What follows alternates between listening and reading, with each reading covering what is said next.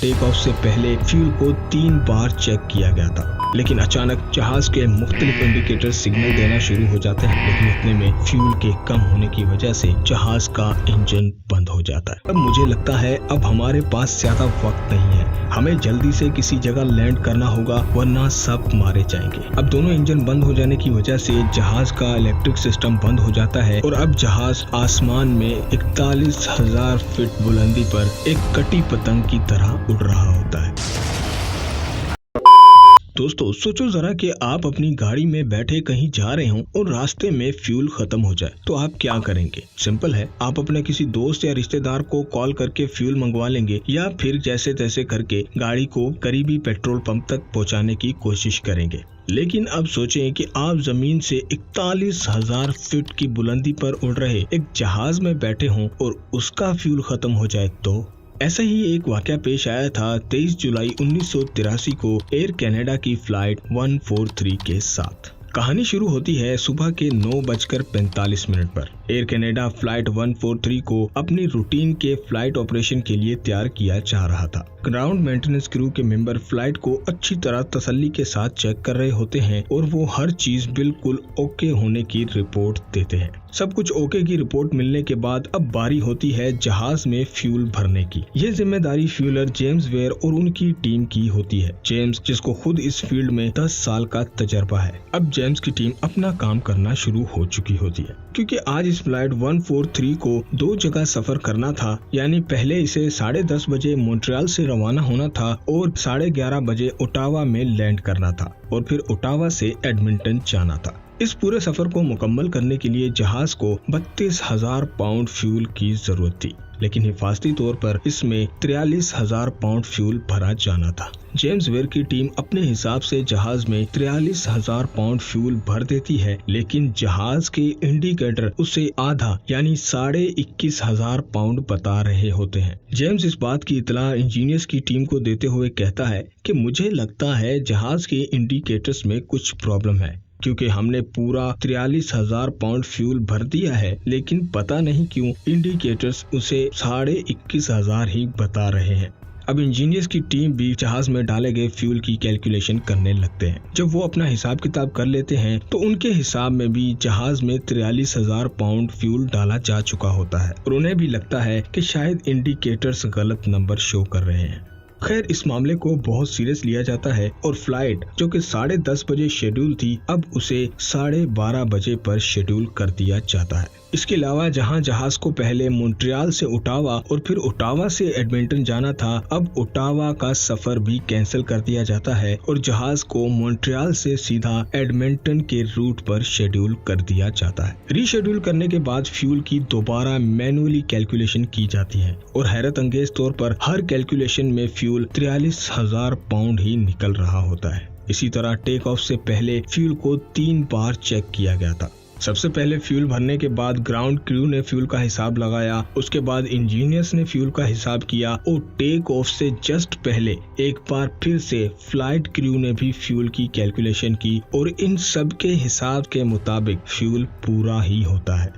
हर चीज की तसल्ली के साथ चेकिंग के बाद जहाज को जब परवाज की इजाजत मिली तो जहाज को बोर्डिंग ब्रिज के साथ लगा दिया जाता है और इसमें मुसाफिर सवार होना शुरू हो जाते हैं। इस जहाज में 61 मुसाफिर, 2 पायलट और 6 क्रू मेंबर्स को मिलाकर टोटल 69 लोग सवार होते हैं। जहाज के पायलट रॉबर्ट पियर्सन थे, जिनके पास 10 साल का तजर्बा होता है और इनके को पायलट थे मॉरिस क्विंटल, जिनके पास 5 साल का तजर्बा है। दोनों पायलट कॉकपिट में हर चीज को तसल्ली के साथ चेक करते हैं और ठीक 12:29 पर जहाज टेक ऑफ करता है और एडमिंटन की तरफ रवाना हो जाता है। फ्लाइट में सब कुछ नॉर्मल होता है।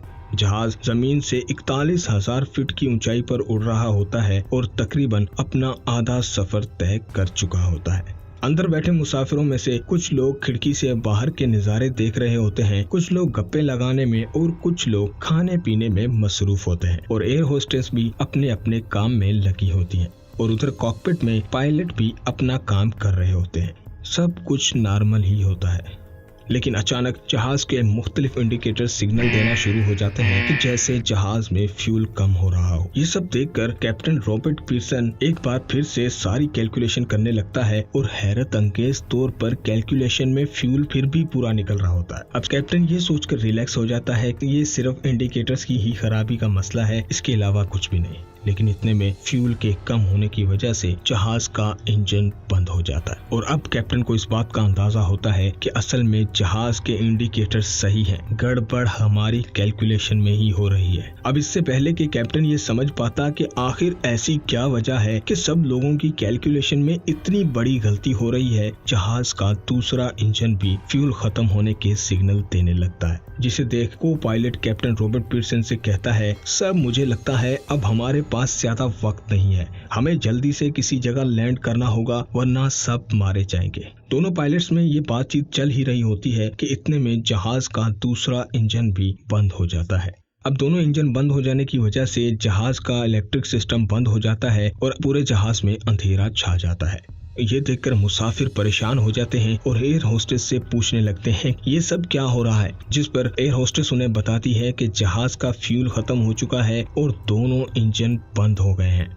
ये सुनकर सारे मुसाफिर डर जाते हैं, कुछ रोने लगते हैं और कुछ ऊपर वाले से दुआएं मांगने लगते हैं। उधर दूसरी तरफ कॉकपिट में Robert Peterson air traffic control से राब्ता करता है और सारी सूरत हाल से आगाह करता है। एयर ट्रैफिक कंट्रोल की जानिब से उन्हें बताया जाता है कि सिर्फ एक ही जगह है जहां तुम इतने कम वक्त में लैंड कर सकते हो और वो जगह होती है कनाडा की गमली एयरफोर्स बेस, जिसे अब गवर्नमेंट की तरफ से एक पब्लिक पार्क और कार रेसिंग ट्रैक बना दिया गया था। इंजन बंद हो जाने की वजह से जहाज की इलेक्ट्रिक सप्लाई, हाइड्रोलिक सिस्टम समेत सब कुछ बंद हो जाता है और अब जहाज आसमान में 41,000 फीट बुलंदी पर एक कटी पतंग की तरह उड़ रहा होता है। लेकिन हाँ, दोनों इंजन बंद हो जाने के बावजूद भी जहाज का कंट्रोल सरफेस, उसके परों का कंट्रोल सिस्टम और लैंडिंग गियर यानी टायर्स वाले सेक्शन को मैनुअली ऑपरेट किया जा सकता था। और यहाँ से शुरू होता है कैप्टन रॉबर्ट पीटरसन की हाजिर दिमागी और तजर्बे का असल इम्तिहान। जहाज बड़ी स्पीड के साथ नीचे की तरफ आ रहा होता है, जिसे कैप्टन परों को बैलेंस करते हुए रनवे तक लाने की कोशिश कर रहा होता है। जैसे तैसे करके जहाज वनवे की डायरेक्शन में तो आ जाता है, लेकिन यहाँ दो और बड़ी प्रॉब्लम्स होती हैं। पहली प्रॉब्लम तो ये कि एयरबेस को अब एक पार्क और रेसिंग ट्रैक में तब्दील कर दिया गया था, यानी ये खाली नहीं था बल्कि यहाँ सैकड़ों की तादाद में लोग मौजूद थे, जिनमें बड़ी तादाद बच्चों की थी। और मसला ये था कि इंजन बंद होने की वजह से जहाज की आवाज भी नहीं थी, जिसका मतलब ये था कि वहाँ मौजूद लोगों को जल्दी पता भी नहीं चल सकेगा कि कोई जहाज उनकी तरफ आ रहा है। और दूसरी तरफ सबसे बड़ी प्रॉब्लम ये थी कि नॉर्मली जहाज को लैंड करवाने के लिए 190 से 250 किलोमीटर पर हॉर की स्पीड होना लाजमी होता है, जबकि ये जहाज तकरीबन 463 किलोमीटर की स्पीड से नीचे आ रहा था, जिसकी वजह से क्रैश लैंडिंग का बहुत बड़ा खतरा मौजूद था। लेकिन हाँ, यहाँ कैप्टन रॉबर्ट पीटरसन की हाजिर दिमागी और तजर्बे ने अपना काम जरूर कर दिखाया, क्योंकि कैप्टन ने लैंडिंग के वक्त जहाज को सीधा रखने के बजाय थोड़ा सा टिल्ट कर दिया, जिससे स्पीड पर अच्छा खासा फर्क पड़ा। और सोने पर सुहागा ये कि जब जहाज ने रनवे को टच किया और कैप्टन ने जोर से ब्रेक लगाया तो जहाज का फ्रंट वाला टायर ब्लास्ट हो गया, जिसकी वजह से जहाज का फ्रंट वाला हिस्सा रनवे से रगड़ खाने लगा और फ्रिक्शन की वजह से स्पीड बहुत कम हो गई और हैरत अंगेज तौर पर जहाज बिना किसी जानी नुकसान के सही सलामत लैंड कर गया।